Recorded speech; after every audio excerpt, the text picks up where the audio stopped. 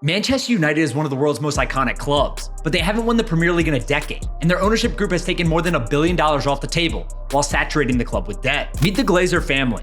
They purchased the NFL's Tampa Bay Buccaneers in 1995 for $192 million, which has risen in value to $3.3 billion today. That led them to take over Manchester United in 2005. But rather than using personal cash to buy the club, the GLAZER family funded the billion-dollar purchase primarily with debt. That meant that the club went from $0 in debt to $1.2 billion in debt virtually overnight. But it gets worse. The GLAZER family has sold about $700 million of stock since 2012, and they still own about 70% of the team. They pay themselves roughly $20 million in dividend payments each year, and despite paying more than $1 billion in interest payments over the last 15 years, the club's total debt sits almost identical to where it was in 2006. So when you add everything up, from interest and debt payments to board of director fees and annual dividends, it's estimated that the GLAZERs have cost Manchester United about $1.3 billion.